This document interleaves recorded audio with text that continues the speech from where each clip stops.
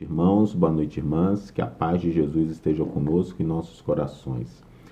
Então, estamos hoje, nessa terça-feira, lendo e refletindo um pouco a respeito do livro Conduta Espírita, psicografado por Valdo Vieira, ditado pelo Espírito André Luiz. Nós gostaríamos, antes de mais nada, de saudar os nossos irmãos das Casas Espíritas do 32º Seu, da Fraternidade Espírita Bezerra de Menezes, a qual nós fazemos parte, e também a todos os companheiros e companheiras, irmãos e irmãs, que venham a ter contato com esse vídeo no YouTube. Pois bem, inicialmente nós iremos ler o capítulo 23, destacar alguns trechos, do capítulo e convidar os nossos irmãos e irmãs que queiram depois adquirir esse livro, Conduta Espírita. É um livro que foi publicado em 1960, então ele tem 61 anos, mas nós vamos ver que lá já em 1960, esse livro ele era bem atual e também bem à frente do tempo dele, e ele continua atual. É um livro de diretriz e orientação de conduta para o espírita, para nos relembrar os ensinos de Jesus no nosso cotidiano, no nosso relacionamento com as pessoas, com as instituições. E o capítulo 23 é um capítulo que fala de como o espírita ele deve se relacionar com os seus companheiros, os seus irmãos de religiões diferentes. Então, o capítulo 23 é conduta espírita perante os profitentes de outras religiões, perante os adeptos de outras religiões. E começa assim o capítulo 23. Estimar e reverenciar os irmãos de outros credos religiosos. O sarcasmo não edifica. Não exasperar em oportunidade alguma, ainda mesmo pretextando defesa dos postulados religiosos que lhe alimentam o coração, a fim de evitar o vírus da cólera e as incursões das forças inferiores no próprio íntimo. A exasperação leva ao desequilíbrio e à queda. Aproveitar o tempo e as energias, fugindo às discussões estéreis em torno das origens da vida e do universo, ou sobre tópicos fundamentais do espiritismo. Espíritos existem que se esforçam para não crer em sua própria existência. Em nenhuma circunstância pretender conduzir alguém ou alguma instituição dessa ou daquela prática religiosa à humilhação e ao ridículo.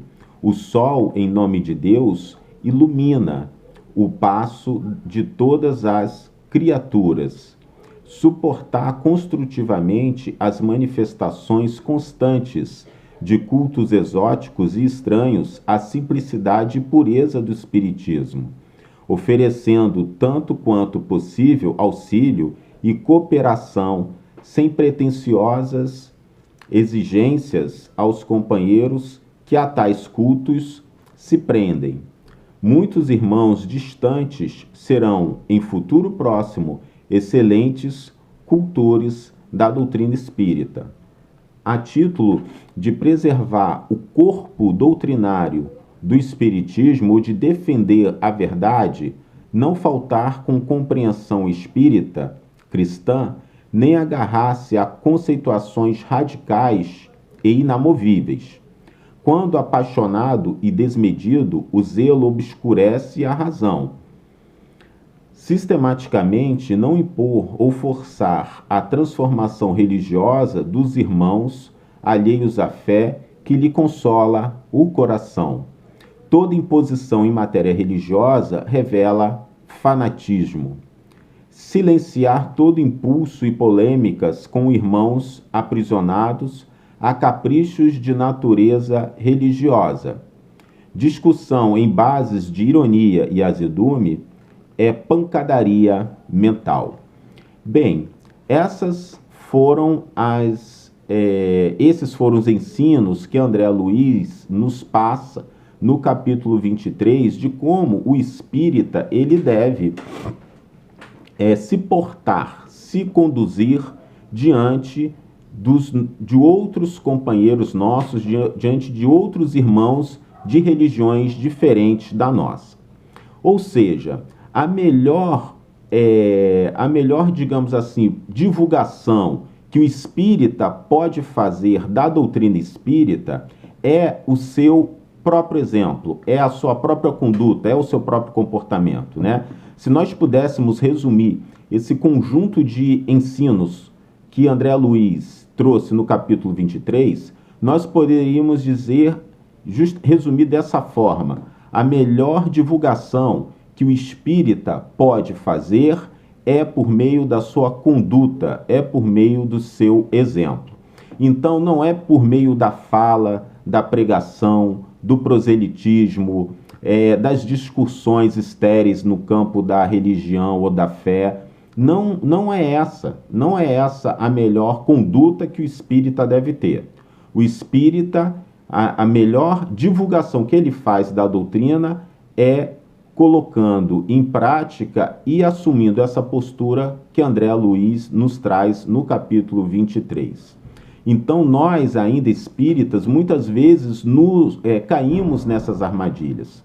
Nós achamos que a argumentação, que a retórica, que a manifestação de conhecimento, de cultura, é suficiente e, mais do que isso, às vezes, é necessário para nós conseguirmos divulgar a doutrina espírita ou fazer adeptos, que é algo que não pertence aos fundamentos da doutrina espírita, buscar adeptos, fazer proselitismo.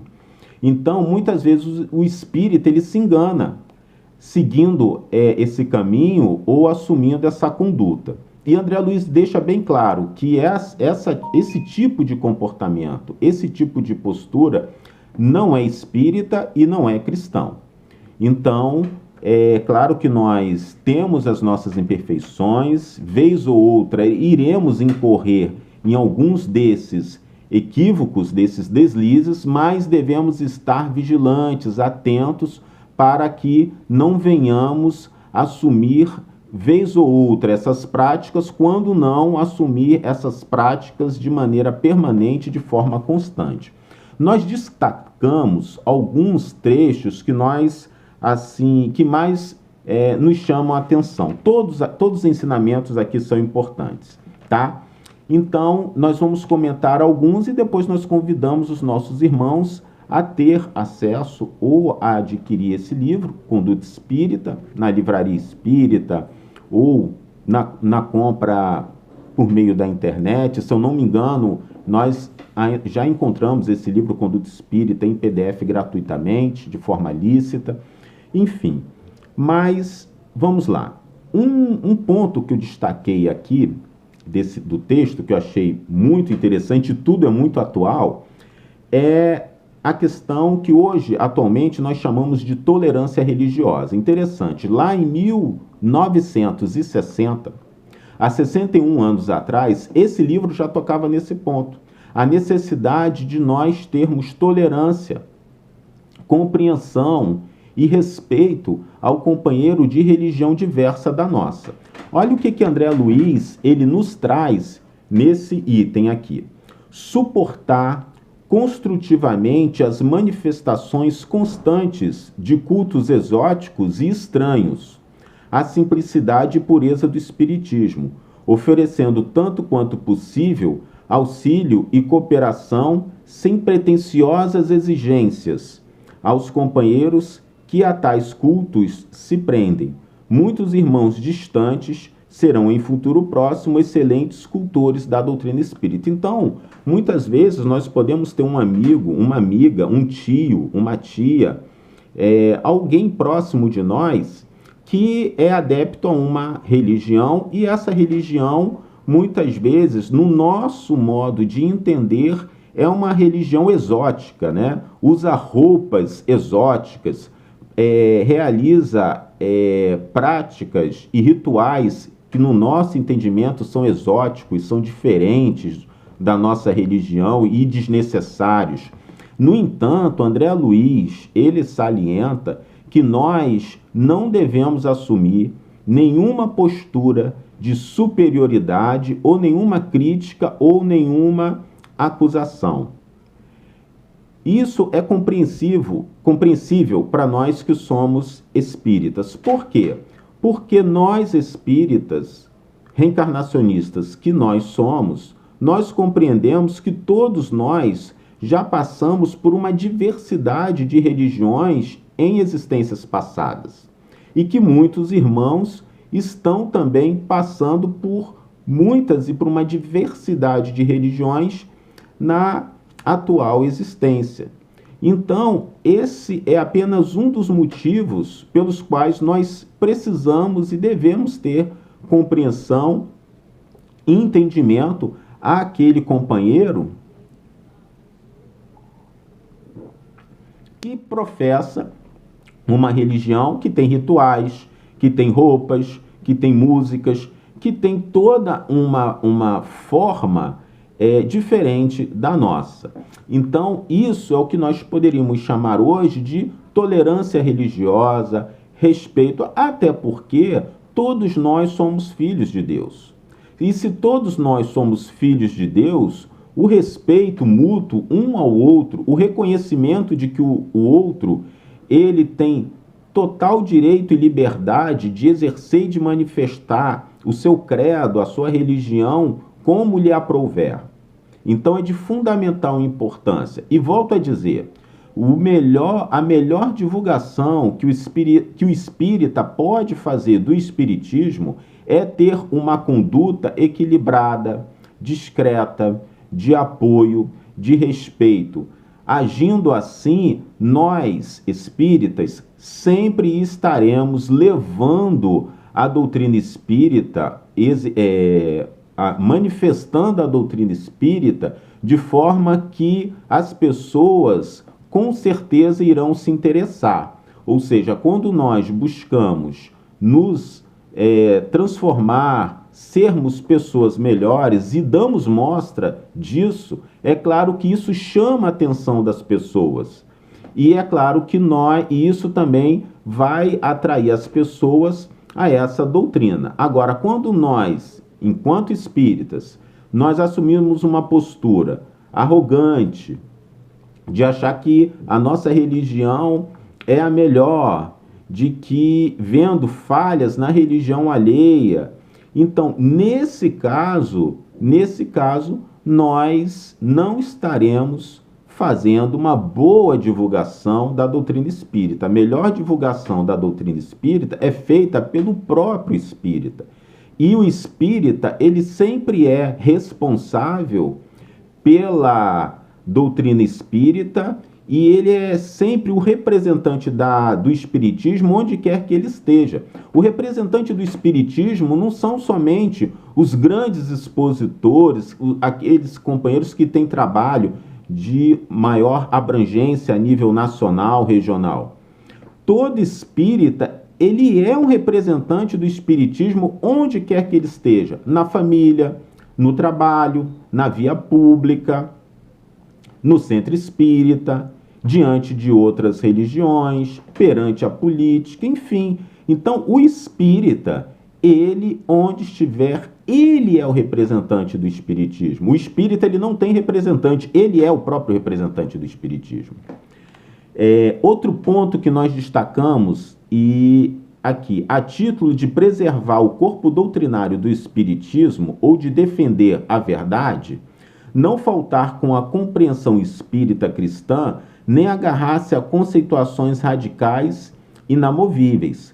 Quando apaixonado e desmedido, o zelo obscurece a razão. Então, André Luiz aqui nos esclarece que não é que nós não possamos fazer a defesa do espiritismo, o esclarecimento da doutrina espírita em alguns momentos, e às vezes isso é necessário, principalmente a defesa em termos de esclarecimento. A melhor defesa que você faz da doutrina espírita é esclarecendo, explicando os fundamentos da doutrina espírita para aquele que está criticando ou atacando. Mas quando nós fazemos isso de maneira apaixonada, de maneira desarrazoada, desequilibrada, querendo atacar, querendo intimidar, sendo agressivo, aí já não é, obviamente, de bom tom. E isso é realmente censurável para um espírita. Então o espírita ele sempre deve buscar esclarecer a doutrina diante daqueles que não a entendem e diante daqueles que fazem alguma crítica sem sentido, sem fundamento. Mas o espírita deve ter o cuidado para não cair na paixão, no excesso de emoção ao fazer isso. Ou num pretenso altar de detentor da verdade absoluta. Porque aí realmente voltamos àquele ponto. Não estaremos fazendo a divulgação da doutrina espírita adequada. Voltamos àquele ponto. Nós somos os melhores representantes, nós somos os representantes da doutrina espírita onde quer que nós estejamos. Continuando, sistematicamente não impor ou forçar transformação religiosa dos irmãos alheios à fé que lhe consulta o coração. Toda imposição em matéria religiosa revela fanatismo. Então, o espírita, não integra a doutrina espírita esse tipo de comportamento, a imposição religiosa a alguém ou uma instituição, no sentido de fazer com que essa pessoa venha a se tornar espírita. A pessoa se torna espírita porque ela tem vontade, porque ela está buscando alguma resposta para a vida que ela não encontra no mundo, por várias razões. Mas nunca alguém se torna espírita porque alguém impôs o espiritismo para ela. É o respeito total do livre-arbítrio e da liberdade de pensar que os espíritos, e que Kardec também, já deixaram registrados nas obras básicas. Então, quando nós impomos alguma coisa, de imediato o que a gente consegue com isso é a reação da pessoa ou a repulsão da pessoa. Então, a melhor forma de nós fazermos com que uma pessoa se torne adepta é quando ela buscar a doutrina espírita por conta própria, nós estejamos preparados em bases doutrinárias para explicar a doutrina e para apresentar a doutrina a essa pessoa de uma forma capaz de consolá-la e explicá-la conforme os seus anseios. Muitos espíritas não se preparam para esse momento. Muitas vezes um amigo no trabalho, isso já aconteceu conosco, um parente ou alguém começa a fazer uma série de perguntas sobre o que o Espiritismo diz sobre isso? O que o Espiritismo fala sobre isso? E muitas vezes a pessoa não consegue, o espírita ali não consegue falar, não consegue explicar, porque muitas vezes o companheiro deixa de estudar, deixa de ler, não busca as informações necessárias, e isso também não é uma boa divulgação quando alguém nos busca e nos pergunta a respeito do Espiritismo e nós não conseguimos explicar a doutrina porque nós não estamos estudando, nós não estamos buscando os conhecimentos espíritas. E isso também é uma divulgação doutrinária que deixa a desejar em relação ao Espiritismo. E ao invés de nós entrarmos num debate, qual a melhor religião, o que é melhor, nós devemos estudar a doutrina espírita e aguardar o momento de falar sobre a doutrina espírita nos estudos, nas exposições doutrinárias e nas conversas e diálogos sempre que nós formos solicitados. Lembrando que Allan Kardec, na introdução do Evangelho segundo o Espiritismo, ele já deixava bem claro o seguinte ponto, que as religiões, elas divergem sobre tudo, sobre as curas de Jesus, a maneira como Jesus viveu, mas em relação à caridade, em relação ao aspecto moral, é um ponto em que as religiões têm em comum, é um ponto de interseção, é onde há uma linguagem comum entre as diversas religiões, é o aspecto moral. E para nós finalizarmos, silenciar todo impulso a polêmicas com irmãos aprisionados a caprichos de natureza religiosa. Discussão em bases de ironia e azedume é pancadaria mental. E aqui tem uma passagem do Novo Testamento: irmãos, não vos queixeis uns contra os outros, para que não sejais condenados. Tiago, capítulo 5, versículo 9. Então, esses ensinos, e também não deixam de ser um alerta a nós espíritas de como nós devemos nos relacionar com os nossos irmãos de religiões diferentes que as nossas. Devemos compreender que a diversidade de religião nunca vai deixar de existir, sempre haverá diversidade de religiões, isso está no Livro dos Espíritos. O mundo todo, o planeta todo não se tornará espírita, mas é um ponto, há um detalhe aí, quando nós, entre nós espíritas, a gente já conhece aquela passagem de que o espiritismo não é a religião do futuro, mas é o futuro das religiões, não é? Então, o que isso quer dizer? Isso quer dizer que as ideias fundamentais do cristianismo, como a vida futura, a reencarnação, a comunicabilidade com os espíritos, esses fundamentos, a individualidade da alma, todos esses fundamentos, eles farão parte do corpo doutrinário de todas as religiões. Só que as religiões vão continuar com as suas especificidades, com as suas diversidades. No entanto, elas partirão de um ponto em comum. E nesse ponto é a contribuição que o Espiritismo dará a todas as religiões. Por quê? Porque o Espiritismo nada mais é do que o cristianismo redivivo, a doutrina do Cristo redivivo. Agora, trazendo de forma explicada, mais racional, todos esses princípios e todos esses pontos que, obviamente, farão parte, integrarão o corpo doutrinário das religiões do futuro.